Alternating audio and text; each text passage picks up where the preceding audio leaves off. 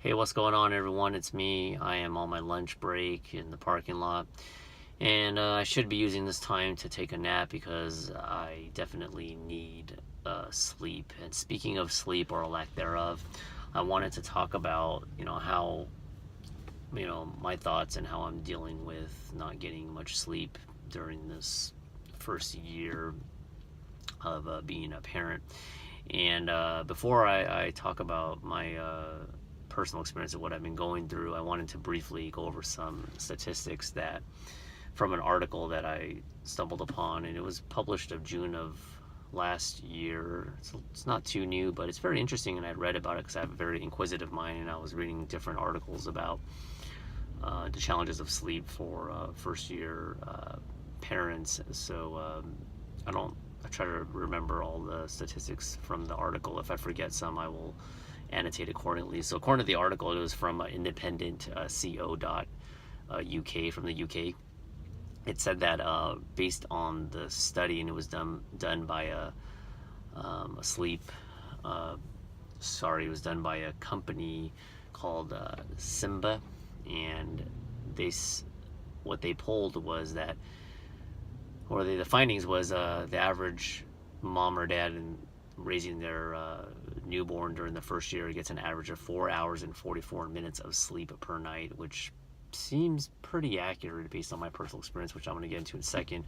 4 hours and 44 minutes per night is what they stated, which is 59% less, I repeat, than the recommended amount of 8 hours per night, which comes out to about 50 full nights that are lacking, which that definitely adds up, which is why often I feel like crap. And then what's the other statistic? Let's see if I can remember this. It said that it takes an average of 54 minutes to get your baby to fall asleep, which comes out to about 14 calendar years in debt right there. This doesn't sound good. It also, based on the polls, it stated that 11% have actually hallucinated or have reported hallucinating. 44% have forgotten what they have said mid-sentence. I'm glad I finished this sentence. And 8% have forgotten their baby's name. And backtracking real quick, it also stated that average parent will pace the equivalent of about 2 miles a day, just moving back and forth, trying to get their kid to go to sleep. That one I'm not sure I 100% believe. 2 miles seems like a lot, but nonetheless, it said they will pace 2 miles on average a day, which is in a calendar year 730 total miles, which is equivalent of about 28 marathons. And it said that also 2/3 of couples that were polled in the UK stated that they've gotten some type of argument because of a lack of sleep, and 64% polled stated that they were amazed that they got through it in hindsight once the first year passed. So wow, I can't believe I remembered all those statistics. I try to keep my brain sharp, but anyway, hopefully I didn't miss anything. So yeah, it was very interesting to read that. In the whole 4 hours and 44 minutes, that seems fairly accurate because I actually feel better today, and I have my ups and downs. But my daughter yesterday was a pretty good night. She woke up twice last night, and they were separated by 3 hours apart. Which is money for me, just based on my experience.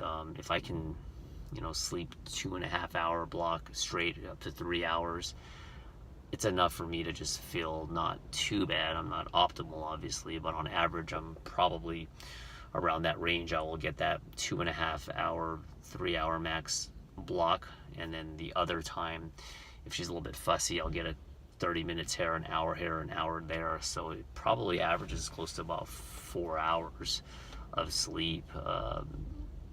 So that was interesting. And based on what I mentioned in the article, the whole walking around 2 miles, I guess I could put a tracker on if I wanted to, which I'm not gonna, to test the accuracy of that.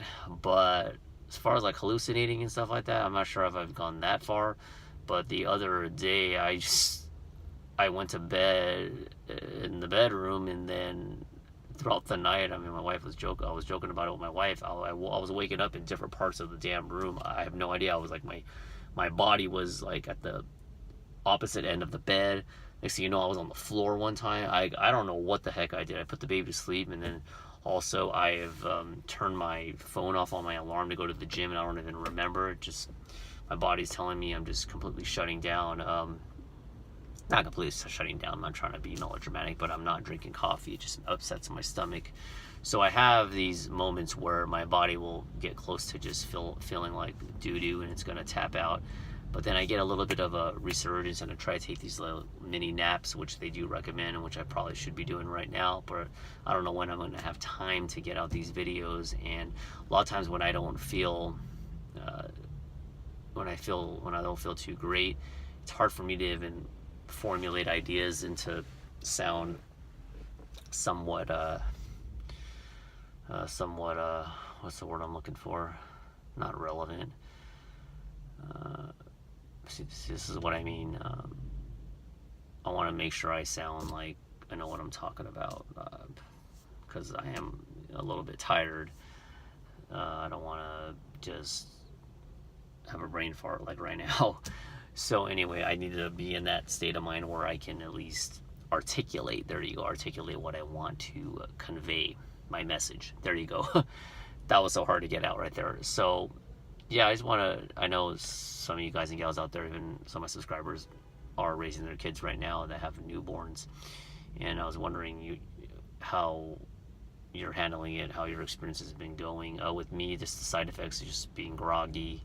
I am prone to getting a little bit of headaches, and I notice my memory is just not the greatest. The other day I asked my wife, I just couldn't remember what day I went to go to the grocery store. I had to buy some milk and some other small things at the grocery store, and Sunday and Monday, Tuesday, it's just, you should be able to I mean, it's hard to differentiate between a Tuesday and a Wednesday if you just go to work, right? But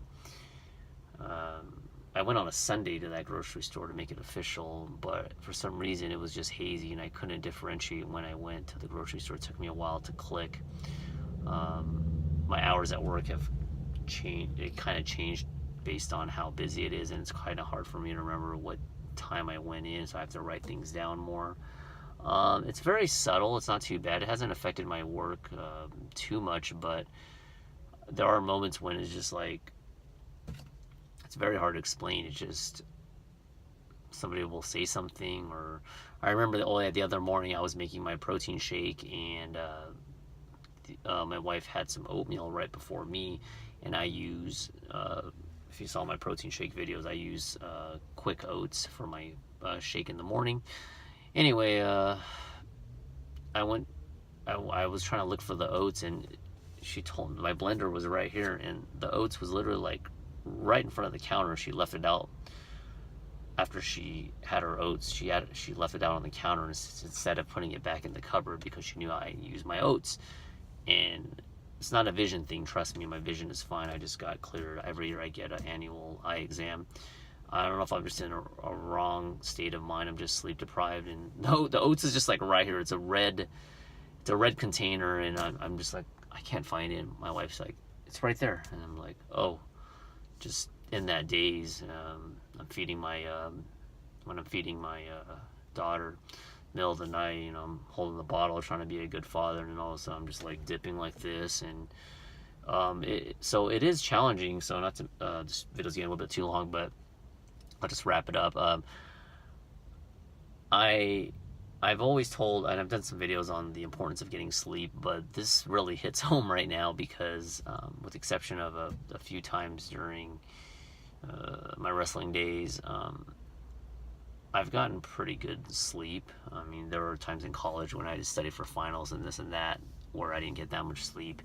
But I've never been in this state where I used to get 8 hours of sleep, and now I'm getting it slashed in half, and I'm not even getting them. I'm getting them in, in small little segments when I can, small little blocks. And when you do that, it can really disrupt your sleep cycle and your sleep patterns and make you real groggy, make you feel like crap, and you just don't feel as sharp. So what I need to do is be more disciplined, and I need to, they say sleep when the baby sleeps, and that's what I need to do. But I'm watching the Warriors playoffs. I'm trying to do, I think both of us are, and I mentioned this briefly in other episodes with the fatherhood meets fitness episodes. I think at times we're stretching ourselves a little thin and doing a little too much. My wife's still wanting to cook, which that's her passion, which is fine. I'll let her do it. I'm still working out, even though I'm getting freaking exhausted. It's just hard to balance everything, obviously, because at a moment's notice, I need to put everything down. I can't just work out. I need to, if my wife is pumping, then I can't just, I need to be present to hear my daughter, make sure she's okay. So it's a big challenge, it's, love my baby to death, but it is a challenge, and I'm really hoping that she's going to start sleeping more. And last night was a good sign, a good indication, getting that 3-hour block. Anyway, that is it. I think I'll have to go back to work pretty soon. Maybe I'll take a little cat nap, 5-10 minutes, but I got to get back. It's been busy. Thanks for all your support. Sorry about the low budget feel of these videos. It's just I gotta just get these videos out when I can. So more content coming, more health and fitness videos coming, and I'll catch you in the next video. Bye.